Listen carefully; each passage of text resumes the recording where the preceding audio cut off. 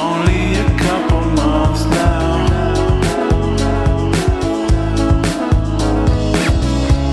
I think I recognize her. Welcome to The Truth in This Art. I am your host, Rob Lee, and today I'm excited to be in conversation with my next guest. Two filmmakers behind the film Decisions 2. One is a returning guest, a poet, performer, and professor. They're the film's director. Please welcome Unique Robinson. Next up, we have the film's star, producer, and writer. Please welcome Devin Robinson. Welcome to the podcast. Yes, thank you. Thank you for having us. So yeah, thank you both for making the time. And actually, it's good. Like, I want to definitely, focus and highlight, more like film projects coming out of Baltimore that have that sort of Baltimore lens on it. So I'm really, really happy to have this conversation like come together. And I want to start off with the sort of introductory point. And this might be more focused around like Dev, but to open things up, give you a little bit of that background. I want to give you the space to like share your background and some of your like early creative interests, whether it be film, whether it be writing. The floor is yours in that regard. Okay. You want me to go? Yeah, please. Yeah. Yeah. So I never writing scripts and films and stuff was never even like something that I was originally going to do. I was writing poetry initially when I was a teenager. And then when I got older, probably like early 20s, I started, putting a beat behind the poems. And then that turned to rapping. And, further down the line, I was just like, I just had a vision one day and just was like, I'm a realtor and I learned a lot of information through being a realtor. And I wanted to put that information in a way that was entertaining and drama filled, to try to match the information in a way that's like, where people receive it in a way that's not boring. And that's actually how I even started writing films, because I wanted to do that. And then when I got a good reaction from Decisions 1, that's when I was like, hey, it's not too hard to do. So this is like, we're going to talk about Decisions 2 in a little bit. So just early on, it's like, like filmmaking, any like energy or any interest around that, just that really wasn't like where you were going at. You were starting off with writing and you wanted to tell a more interesting way of like, telling stories, I suppose. Exactly how it happened. And I basically, once I wrote that first script, I guess short films with like music videos and stuff, because some of the music videos I was in, it's like short movies, some of them. And it just stretched itself out. And then I just, started keep writing scripts. So Unique, did you have any like early like film oriented stuff? Because like I see that there's multiple. It seems like every like year or every 6 months you're adding another creative superlative to your background. Yeah, man. No, I'm a whole artist for real. Like, I know, just like Dev, like my start is in poetry, and then that branched out to music and rapping later on. And then a couple of years ago I shot like my first music video, and I really was into that. But I've been doing theater, pretty much since like college. So like undergrad. So, I think to me, theater and film are kind of like two sides of the same coin. But I had a lot of like learning as an actor and as a poet on stage, you know what I mean? Being directed by directors in various plays. And, when I was in college, like I said, and then also when I was in grad school, and then after grad school, just continuing to perform and do shows with like poetry collectives and everything. So like the connection to the stage and to the camera and being, in front of the camera has always been really strong for me. So yeah, I hadn't really directed anything myself until I started working with young people. So teaching, like I had to teach graphic design and, media at a couple of organizations I worked with. And that also kind of sparked me to be like, you know what, this ain't that hard. Like, how many different ways, as Dev was saying, can we like tell stories, right? And like, amplifying youth voice, and just, assisting them in creating projects. Like, I shot like a whole news segment, right, with like fourth graders and what they wanted to talk about, what was newsworthy, and putting all of those things together. I did the same thing with like Afro Charities last year, where they wanted to talk about youth and relationships, and then putting that video together. They wanted to have this film at the end of it. So I've learned how to do some video editing. I learned how to do those things, and, put things together, Premiere Pro, all of that. So this was just kind of like, a divine timing of expansion of that. Like Devin, just knows me like as a poet, as an artist that's out here doing a lot of that work, and, being a professor, kind of putting all those things together, and, this being another expansion of that, of that interest. So yeah, we multifaceted over here. That's great. It's so many like other things that folks do, and it's just like you can't be held to just one thing. When something maybe doesn't work or what have you from a timing perspective, like I would imagine, and I've been a part of different productions, what have you, like, you might be filming something that's coming out that's set in the like winter, and you're like filming it, dealing with weather, dealing with, at a point people were dealing with COVID and so on to different degrees. So when you're able to kind of have that flexibility to do like your own thing and work in multiple areas, it's like, oh, let me lean back in on sort of this multifaceted nature I have. I'm able to maybe write and maybe tighten this part up here, or maybe just being able to be agile, I suppose. That's the main thing I'm taking, Absolutely. Absolutely.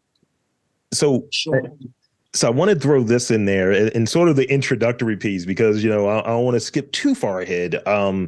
So is there like, and I'll say maybe from my perspective, when I was coming out and trying to do this podcast, I think that there was a few ideas, other podcasts, other like forms of interviews that really caught my eye. And I was like, I want to make my version of that. I want to take from that and maybe improve this area of it, or maybe take this piece of it.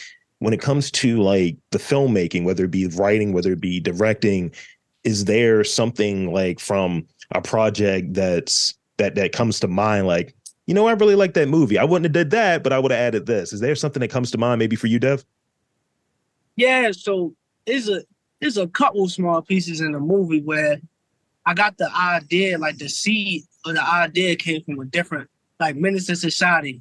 It's like, there's a couple parts in there where the concept of the conversation came from that, or maybe like Boys in the Hood. Because I like pretending like me and my brother John, the Singleton brother sometimes. So it's like a lot of the stuff that they was doing was creative. And I get a lot of ideas from other movies and stuff. Besides them two, it's just like all of that plus conversations I've heard, plus environments and different things that I've seen, plus things that people told me, it all shaped how I wrote decisions. It all contributes to it in some way, shape, or form. Like not to get too far out there, but like I'm writing another movie that's just not even like an urban type of movie. And I got the seed of the idea from like this. I seen this movie when I was like 7. I'm not going to say the name of it, but I seen it when I was like 7, and it was just like it's like a Caucasian movie. And people will not even know where I got the idea from, but it's like, I feel like as an artist, most of inspiration comes, or at least a piece of inspiration of what you're doing comes from something that you already heard, that you've seen, that you experienced. It might not be exactly like it, but it comes from somewhere. At least a bit or a piece of it. I agree with that. Yeah, absolutely.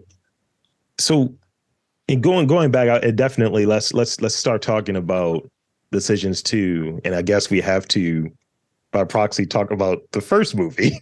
So, like in coming with that, what was sort of the response to the first movie, and then sort of what like led to the creation and like, you know, working with your cousin actually for like the second movie. How did that come about? So working with Unique, that's just God's timing. That's God's timing. Working with, cause Decisions one, it led to, so we had two premieres in the theater for Decisions one, two premieres, and you know, in the theaters it was great reaction. You know, is when you write a script, it's kind of like you gotta predict the crowd's reaction while you write. Like, I got funny parts in there.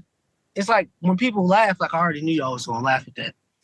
Like I knew this part was gonna make y'all kind of get out your seats, or I knew this part was gonna be surprising because I felt like that when I wrote it. Yeah. So it's like, you know, majority of the people probably would feel like that. And in Decisions, it was so smooth, and it surpassed, both of them surpassed, you know, expectations, but it's just like how does it make me feel as if I never knew that I even wrote this and I was reading it or I was watching it. So, you know, Decisions 2 came about basically because I was like, you know, everybody said, "Yo, you gotta do another one, you gotta do another one." And I was like, well, he made the right decision in the first one. What is going to happen? And then the challenge of that made me write Decisions 2. Come on, Kyrie. I'm gonna let it go over to Unique real quick because I gotta carry my daughter into the house real quick. But I'll be back in like 2 or 3 minutes. So with it, so like for you, Unique, coming to it, you know, coming from like having, you know, sort of you touched on it earlier, sort of the theater and sort of this multifaceted, this sort of multidiscipline background, like the decision to collaborate with someone that one you're related to. That's the thing. Like when you're working with someone that you're really close with or what have you related to, like I've done, you know, podcasts with my brother and I'll look at him like, you didn't prepare, did you? Or you have a sense of what their work ethic is and all of that stuff. But right. You know, talk about like what that experience was working and coming together, what have you, and maybe compare like some of the skills that you've relied on in being a director of this film compared to maybe some of the other projects that you've worked on. Like, was it an easier lift? Was it a more challenging lift? What were some of the growing pains? But yeah, I already knew for your first part that working with Dev was going to be great. Like, that's my blood cousin. He's always, it's so many of us, right? Like, so our dads are like, you know, 2 of 10 children, right? It's 10 up. So they all had a bunch of kids too, and we are all of those kids. So, but you know, there's facets of us that, you know, got together and was tighter than others. And I feel like I always have felt very connected to them, to Devin, to Desmond, his brother, you know, to their whole clan. Like we just grew up together, you know, playing Power Rangers and all that, you know what I'm saying? So it's always been love. So I've always just been following what they've been doing from afar, just with their rap career, and just following them as gentlemen, like just growing up and like being MCs, but, you know, doing dope ass, you know, videos. My cousin Dez is the videographer for Decisions 2. So, you know, he has his own very flourishing video business and photography business. So he would produce a lot of the music videos, and they just, you know, I see their vision, I see what they're about, and I see that they're really about just like building, you know, themselves in these multiple ways. They got a clothing brand, you know what I'm saying? It's just, and it's dope. Like I'm rocking it right now. Like they just got dope stuff, you know? So, you know, me and Dad, like one time early last winter, you know, we reunited, and I was just seeing what they were doing. And he was just telling me the idea for the script for Decisions 2, because I had watched the first one, and he was just like, you know, I want you to be the director for this. And I was like, word? And I was like, you know what? Yeah, I'm down. Let's go. You know what I'm saying? Because, you know, I had not directed anything yet, right? Like for anyone else. I directed like a couple of my own music videos and a couple of little things here and there. But like I said, like I kind of approach everything, with this idea of precision, right? Like as a writer, I will say the one thing that branches out into everything is this idea of precision and editing and getting something to the right place that you want it. As a performer, I'm always thinking about how to really execute that line, or that, what is my body doing while I'm saying this line? Like, so I've already been directing myself pretty much as a performer for like 20 years. Yeah. And then from the folks that I learned from the productions that I've been in, and other directors and other poets, and actors that I've been around, just taking points from what they were saying, right? In classes that I've been in, performance classes and so on and so forth. So I'm like, if I could just pull from all of these spaces and all of these folks and the great advice and insights that they gave me, I'm pretty sure I could be a good director for somebody else, right? Like, so that's how I felt about it.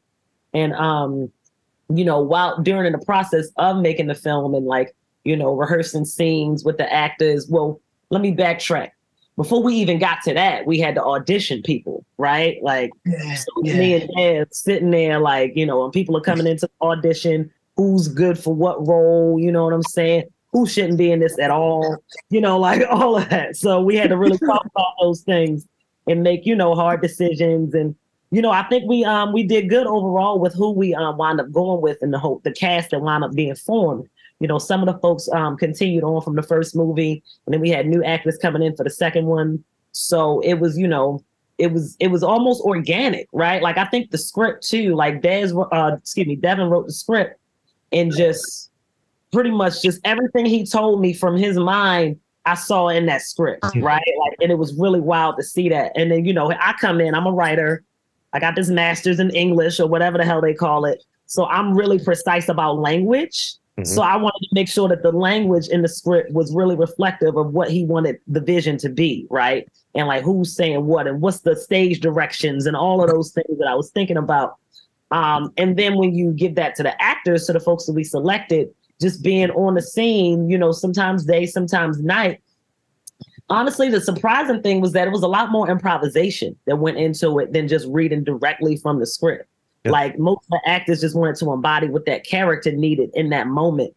And some of them, haven't been actors before, they're like, oh, yo will want to do this in this way, right? And I could see them discussing with each other, like, oh, we should do it like this. It was just really dope to just watch that happen. You know what I'm saying? In that process. And, if somebody ain't landing the line the way that, I felt like the line should be landed, I'm like, nah, let's run it back. You know what I mean? And we will all usually be on the same accord about that. But for the most part, it was easy to shoot the folks. Like, they just had it. They embodied those characters so easily. And it was great. There was some latenesses here and there, that type of stuff. Yeah. But other than that, like, once we got on set, it was really good. It just flowed for real. That's great. It's always interesting when you're working with multiple people. And I, was part of a few different, casting and filmings and all of that stuff here. And I just remember part of getting wardrobe for the scene that I was in, and ultimately it got cut. But, we all have diverse backgrounds. And I remember the person talking to me, it's like, drug dealers didn't wear that here. I was like, they did? I was like, I'm actually wearing the shoes that I was like, all right, cool. Better than me. I was like, I'm fine.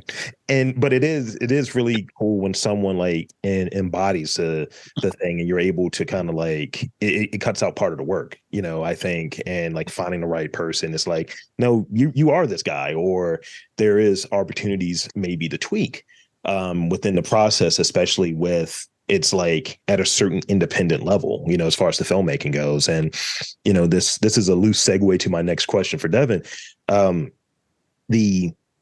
So I had this sort of like conversation with a peer who told me, he's like, look, I'm writing a part for you for this thing, just letting you know. He's like, I'm going to be observing you just to get your rhythms down, because this character is definitely going to be you. It's somebody that you're playing. It's like, this character is based on you.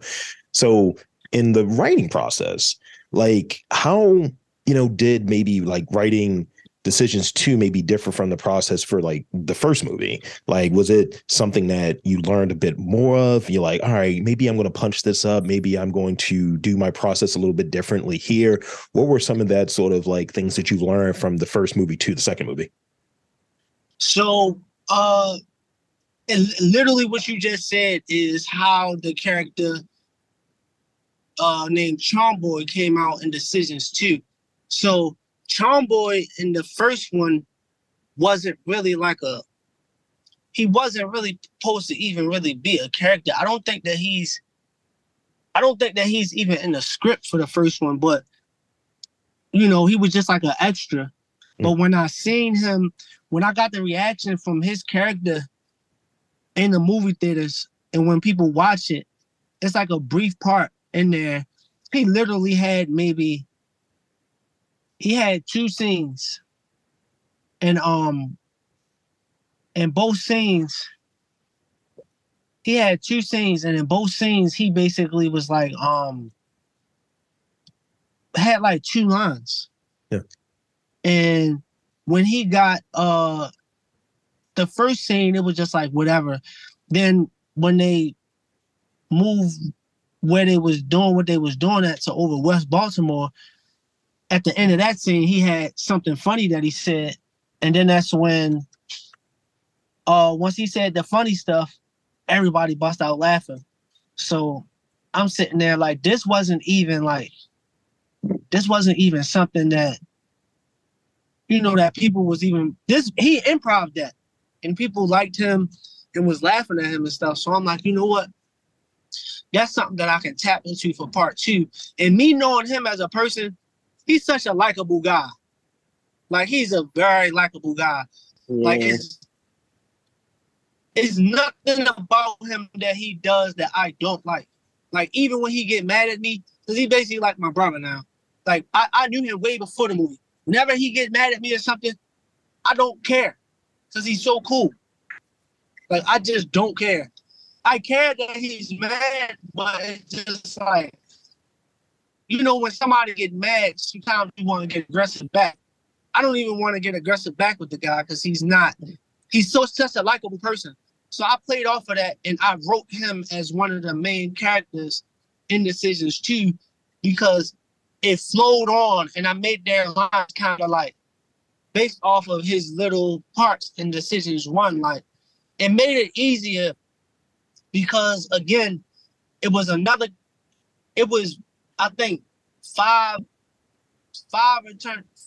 returning characters, I think. And I basically kind of just took bits and pieces from their scenes from Decisions 1 and based the script off of what people already had seen. Because they already have a story and have a background. So it's like, it's that much easier. And then, like I said, Charm Boy is literally him. Like, Gotti is me. Like, it's not me, but how his mannerisms, how he talks, some of his emotions is not me, but just him overall, how he talks and like his mannerisms is me. So it's very easy. It was very easy to do that. And it was very easy for Charm Boy as well, because that's literally him. And Decisions 2 was way easier to write because it already had the foundation. Mm-hmm.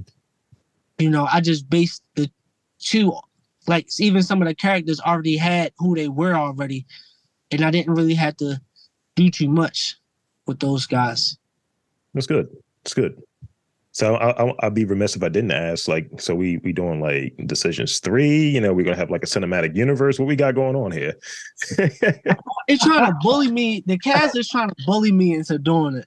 Like, they're bullying me. Some of the crowd members from the premiere definitely got it. I have a ticket to you too. We're doing another premiere in a few months. Definitely I have a ticket for you. But like, they're trying to bully me into doing a part 3.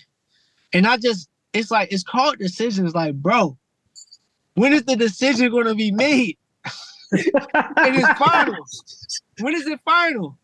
It's like indecision. It's like right. I don't know. 4 decisions. We was going to call it More Decisions at first.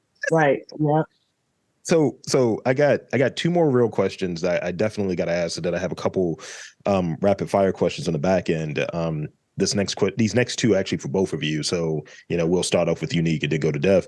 So this first one is, you know, during the whole process of production, like, give me an idea of like what that sort of full scope was, and, you know, any highlights that like come to mind during that process, because there are a lot of things that can happen that, you might remember like, yo, that was really fun, or that was really like, wow, I'm surprised we got those shots, or what have you, from your perspective. And Dev, you may have a different perspective. So, I want to get an idea of the scope and maybe a highlight that comes to mind through the whole process.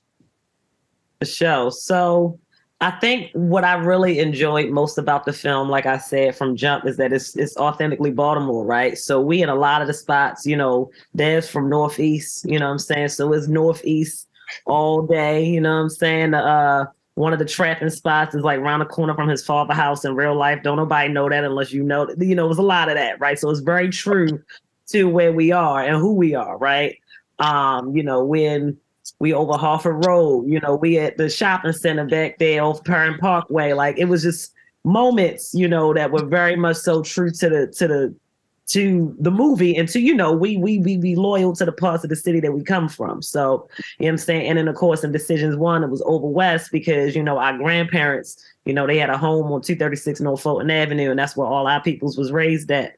So we're very loyal to that space as well. So you'll see those things come up in that way. So yeah, like I would say, not to cut you off. Yeah, go ahead. If you can remember that thought, the scene where they took over West was supposed to be right there on the corner. Like if you come out of Grandma's house and make a right, what street is that? Make a right. You talking about Penrose?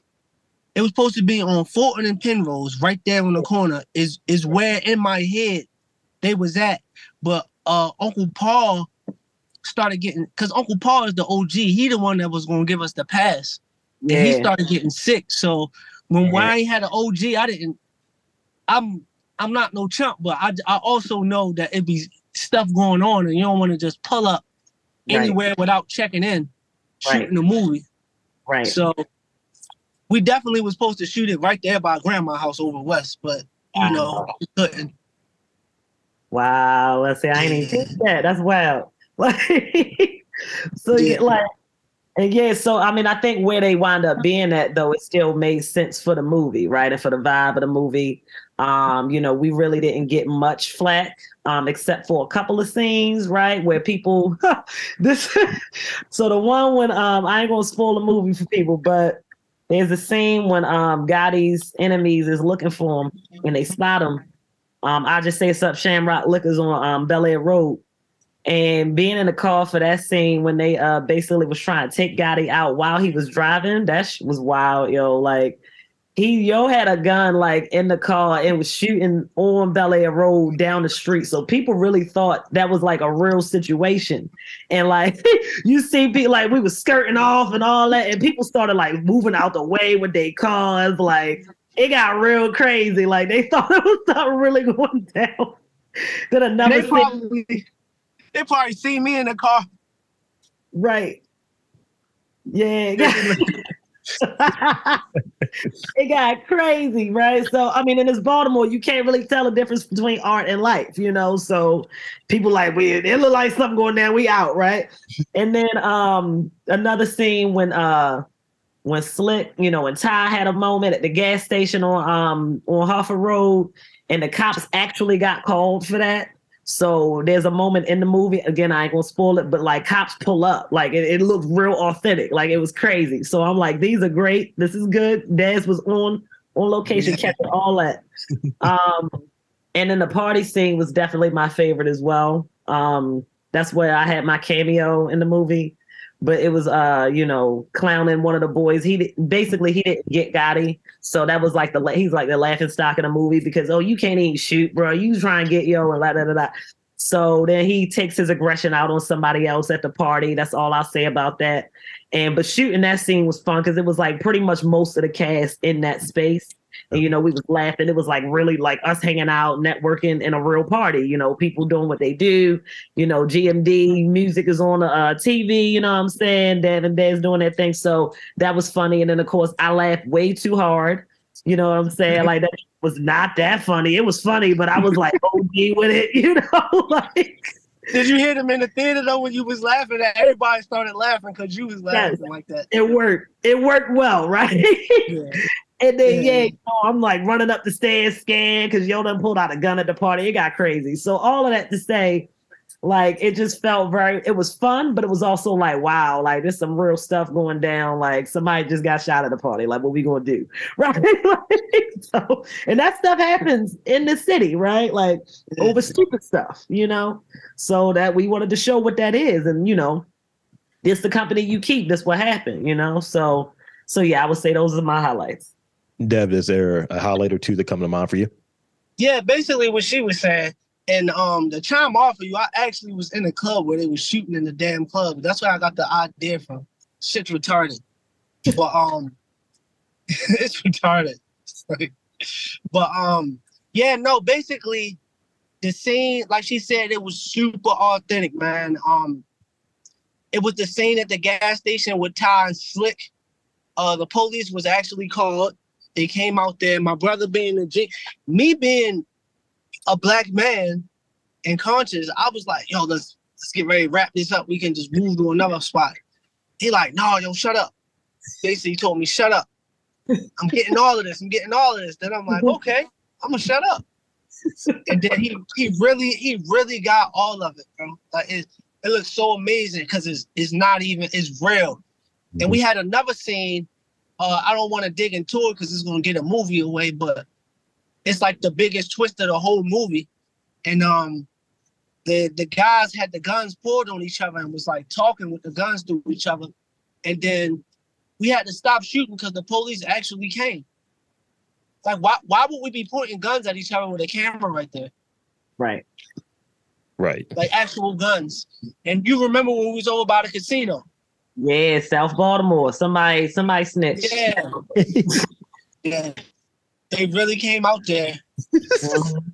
Yeah. And then I liked another scene. It's also, this was the most natural. I feel like the most natural scene was, again, I don't want to give too much of it away, but one of the characters was coming home from jail. And they had a coming home party for him. We was actually at South Maryland Lounge in Essex. And it was a bunch of randoms that just came out to have a good time and be extra. It was a bunch of randoms. And it really looked like a coming home party. Like that everybody was drinking, chilling, smoking. Everybody was having fun. And it was really like a coming home party. And I didn't even have to direct. I did very little acting and very little co-directing with that whole thing. Because it was just like natural. We was in the club anyway. So that was like one of my favorite parts. I love all of it though. But the most parts that stick out is the same as Unique, like the authentic. You got authenticity. Authenticity. Is that a word? Authenticity, but you got it. Authenticity. There it is. The authenticity behind it. That's my favorite part because people wouldn't know that this is actually, we really was, the whole Decisions franchise is literally in Baltimore with Baltimore people. They talk like they from Baltimore. It looks like it's in Baltimore. You can see random people around because we was really right there. And I think that leads me actually to the next question, but I want to have this one comment before I go into it. It almost lends itself to giving you that, at least giving me as a person that watches stuff. And I'm looking for the scenes like, all right, where did you shoot that at? I'm looking like, yeah. I was there before. I do that whenever I do I was doing this screening series called Shot in Baltimore last year. And I just remember I would try to do that game with people. I'm like, yo, if you can name the 3 places in Baltimore this was filmed, there's a prize in it for you. That's the game you got to play. And especially if it's one of those things where you can see how much that place has changed from when maybe it was filmed to now. It's like, oh yeah, that's super gentrified, or they have not changed anything like that in 30 years. And it's very interesting to kind of like see different places within the city because it's kind of rare, right? Where I think we have different scales. We have more and more, I think, independent films happening here, which is great. That means there's a lot of attention, independent, but also saying like, not only is it filmed here, but we're claiming it's here as well. Where a lot of stuff that's filmed here was somewhere else. And I think that's the thing, going with the authenticity that works just so well. So it brings me to this last question. I definitely want both of your insights on this.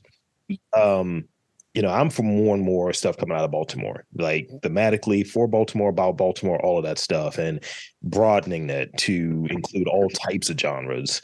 What advice would you give for someone who is a budding filmmaker, who, wants to direct, who wants to write, who wants to act, that's from here, that might feel like, man, I can't do this, or I don't have the money, or I don't have the whatever, to make this happen? What advice would you give for someone who's wanting to get into filmmaking and doing stuff for Baltimore that's kind of about Baltimore? One thing I can say on that, I think the easiest way I can start off by saying this is this.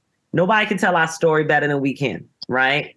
And nobody can do it how we do it. You know what I'm saying? People from Baltimore, we know what it is, right? I'm seeing a lot of movies come out with these big Hollywood actors, and they can't even do the damn Baltimore accent right. Like, it blows me, yo. I'm like, y'all couldn't have found nobody here, you know what I'm saying? It really, Common? Yo, just sounded like he was from Chicago. I'm still mad about that movie, Love. I'm sorry. That blew me, yo. Earning like, like, y'all really, like, stop that. The same thing with, the movie they did based on the 12 O'Clock Boys. I'm just like, yo, what are y'all doing for real? Like, so we deserve to tell our stories, you know what I'm saying? And like, we deserve to put us on in that way. If we want to get some people collaborating with some big Hollywood folks to get that Hollywood money, I'm down with that, but we deserve to do that. It's our time, so that's my thought on that. And I feel like that, wherever you are, whatever kind of artist you are, if you want to branch out, you have the right and the liberty to do that. Can't nobody tell you that you can't. You know what I'm saying? Like, I think we are multifaceted people, and we deserve to show every one of our talents, and also to grow those and expand those in whatever way we see fit, because it's our time and it's a renaissance. So yeah. That's great. I definitely got to chime in on that. I felt like Charm City Kings. That's what you're describing. I felt like it was a Philadelphia movie. I was like, so Meek Mill's the best dirt bike rider dude here? Right. And right. As a person, there's only like one or two words that I say that feel real Baltimore. People accuse me listening to this podcast. It's like, oh, you're from New York, or so you feel like Philly. I was like, I'm from East Baltimore, for Lafayette Project. What are you saying? Right. Right. You got it though too. Like, I hear yours. Like, I got it. I lived all over the place, and I came back home. My accent came back like 115%. Like, it never left, but it came back deeper. I'll just put it that way, So yeah. So Dev, you got anything on that in terms of like advice from your perspective for someone who wants to, make films here, wants to get involved in the writing process, acting process, what have you, but making films in Baltimore and about Baltimore per se? So to chime in off of what Unique was saying, definitely we need to put more out, more quality as well, because I be seeing I think a lot of what the problem is people here, they want to use people that have clout. It's not about the art anymore. It's about clout. It's about, who's who. I had marketers come to me and, was saying that I should put this person and that person, that's popular in the movies to help promote it. And I'm just like, it's about the art. Because at the end of the day, the art is going to be there. There's nothing nobody can say about none of Picasso's painting, because it's art. It's not like, he said, oh, I'm going to copy this what's going on. I'm going to use this person's image because this is what's going on. It's art or it's not. And art doesn't have nobody to be able to say what's good and what's not, but you got to have quality actors and actresses. Some of these people that I've seen in the movies here, they don't even look like they're supposed to be acting. Like, they don't look. I feel like every person, not just because I was part of the audition, but we actually held auditions, and we didn't pick people off of nothing personal. We picked people off of the art and who would fit best for that person and that character. And if we didn't have that, we wasn't just putting anybody anywhere. Right. we had to do auditions twice because it was just like, we're not settling for this. If it take a little bit longer, let it take longer. But we're not settling for just what we have, because that diminishes from the art. Mhm. So, you know, my one thing is make sure you get good actors and actresses. Make sure your script is not everywhere. Make sure that it has a beginning, it has a climax, and then it has the middle, and then it has a climax, and then it has the end. If it doesn't have climaxes and it doesn't have like the basic beginning, middle, and end, nobody's gonna care because it's just like it's not gonna flow. So make sure that you got the climaxes that keep people emotions up and down, and make sure you have everything in order because when you bring people to the auditions, you know, you have a couple weeks to select people, but you want to have everything in order when you come to them. That was another reason, you know, Unique simplified what I already had that much more to make it that much smoother. I don't think you, Unique, know how big that the little details that you did around the edges, it made it that much easier. You know what I'm saying? For everybody else to receive the scheduling, that's huge. For the photographer, the directors, the producer, and the actors and actresses to be on the same page way ahead of time. So, you know, even though things came up, you couldn't make it sometimes. You know, we had to reschedule a couple times, but everything was right there in black and white for everybody, and it flowed. So it's huge. Planning, scheduling, and be about the art. Don't just do anything because it's not gonna. We already got a bad reputation, so you don't want to just do anything. And make sure you're working with artists. The cameraman's an artist. The director is an artist. The main character is an artist. Producers is an artist. And they could be any type of artist. They could be or organizing artists. They don't gotta be a rapper or a singer, or they could just be an artist with organizing things. You just have to have artists a part of art and not just a bunch of people that just saying that they want to do something. Yeah, that's great. It makes a lot of sense. So with that, I think it's time for us to get to these rapid fire questions. This is the sort of the wrap up portion of these final moments. So I got 3 rapid fire questions, and you know how this works, right? You did the rapid fire before. So you don't want to overthink them. I always got to get that preface. You don't want to overthink them. It's just like, you know, what I said is what I said. All right. So here's the first one. What was like the last good film or web series that you saw? Like, what was the last like good thing? You're like, all right, this is good. I'm going to watch this couple seasons. I'm going to get through this. It could be something HBO Max. It could be something that's just on a website, something that, I don't know, but just what's the last great media series that you've watched? Hands down, Snowfall. That's it. Okay.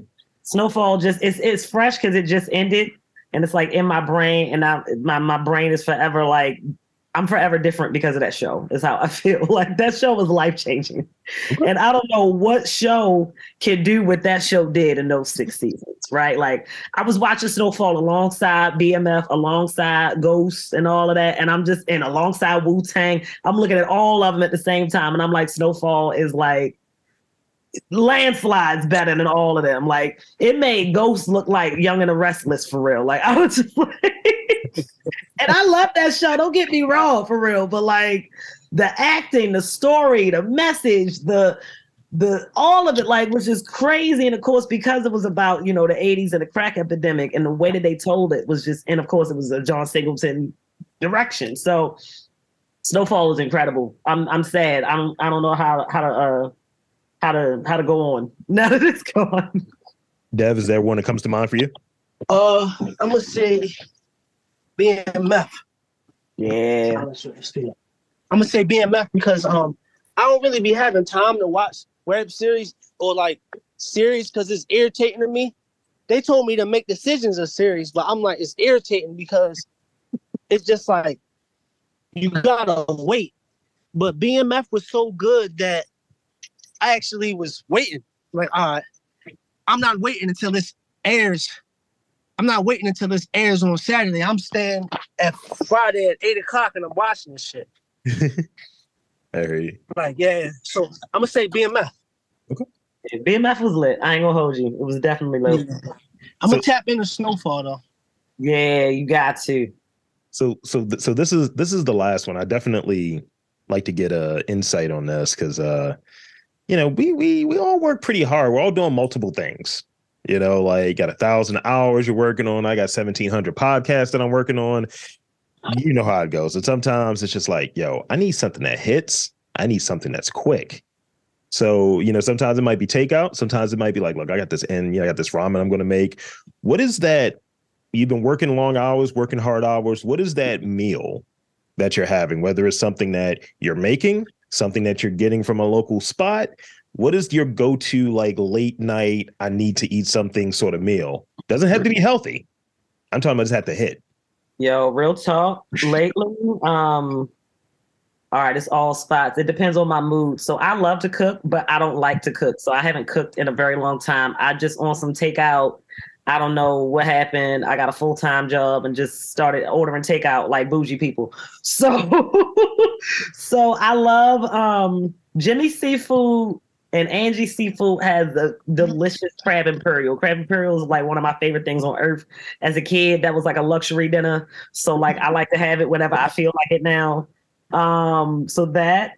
Two, Judy's Jamaican spot got some of the best Jamaican jerk smoked grilled wings I ever had in my life, specifically the one in Canton, because I know they're going to have wings.